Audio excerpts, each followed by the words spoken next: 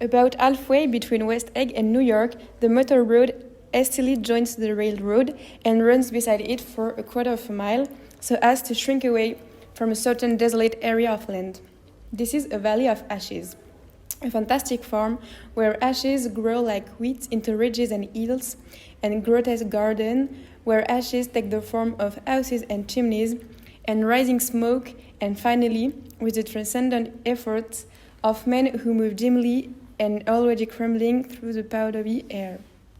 Occasionally, a line of grey cars crawls along an invisible track, gives out a ghastly creak, and comes to rest. And immediately, the ash-grey men swarm up with laden space and stir up an impenetrable cloud which screens their obscure operation from your sight.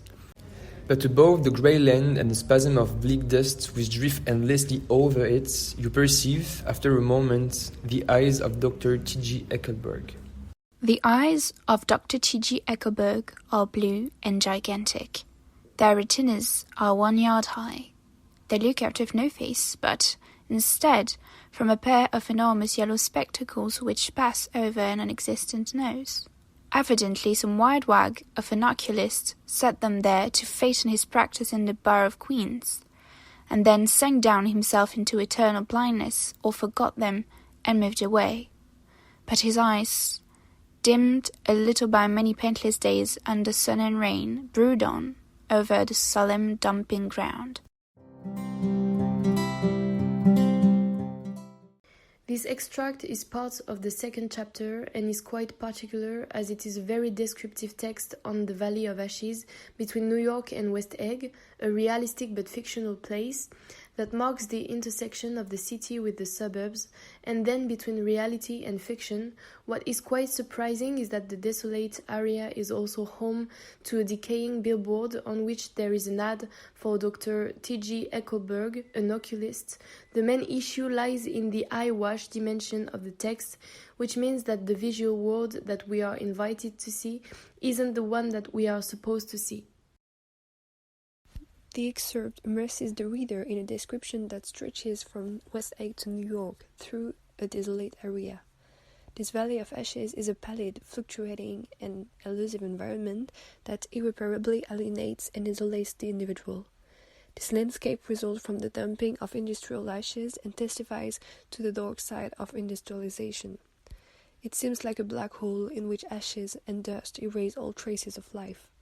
The distortion of spatial forms and the anarchistic multiplication of movements within the valley redefine the new American suburban space in the novel.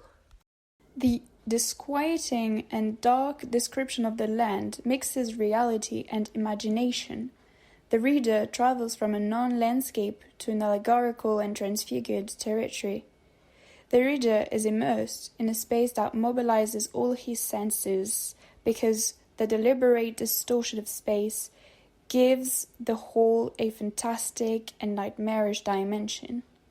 In this gloomy and ghostly garden, it is said that ashes grow like wheat, which conjures up a post-lapsarian world. Spades only raise dust, the author is quite ironic. The individual is condemned to wander in a pale universe, and therefore seems dehumanized. This text is also a fantastic world with a Gothic topos. At first, we can notice a romantic subtext. The narrative stands reminiscent of Wordsworth's daffodils, and the narrator wandering lonely at a cloud above the scene. The actual burning of garbage, described as the ashes, is construed as a supernatural phenomenon whereby the molecular structure of matter has been not only covered with the deadly and uniform pallor of cremated residue, but is also fundamentally adulterated. It certainly echoes humiliation and dehumanization. The Gothic topos is set up with the detail of the giant old billboard. The eyes of Dr. T.G. Eckelberg are a pair of fading bespectacled eyes painted on the billboard over the Valley of Ashes. They are introduced in a quite confusing and seemingly uncanny way. The giant billboard is described in several sentences depicting living giant eyes that are hovering in mid-air. Unlike the very grey and monochrome surroundings, the eyes are blue and yellow, and this brightness then seems surreal. Moreover, the description has some elements of horror. For example, the gigantic eyes are disembodied with no face and a non-existent nose, although it becomes clear that the eyes are actually part of an advert, which brings an end to the sense of uncanny. Those very eyes are nonetheless given emotions. They don't simply exist in space but look out. This final personification of the inanimate eyes eventually adds a fantastic touch to the narrative. At that point, there is no telling whether those eyes are simply painted or endowed with a supernatural power.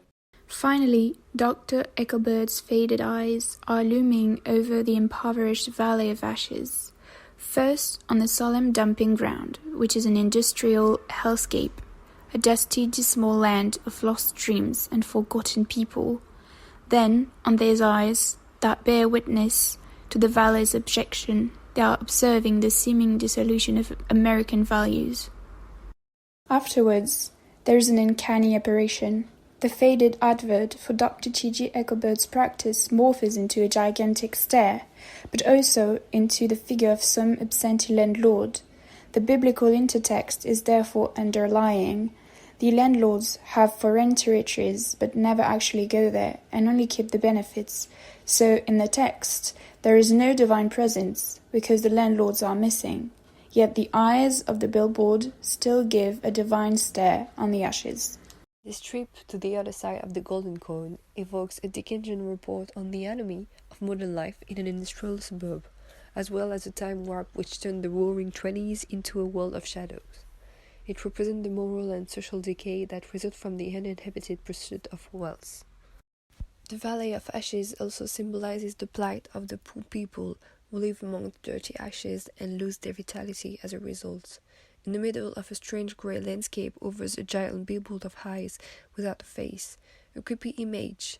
This pair of giant disembodied blue eyes that are covered by yellow spectacles. The rest of the face is not pictured and the billboard is dirty. The eyes may represent God staring down upon and judging American society as the moral wasteland. The novel is consequently a highly symbolic meditation about the disintegration of the American dream at a time of unprecedented prosperity and material excess.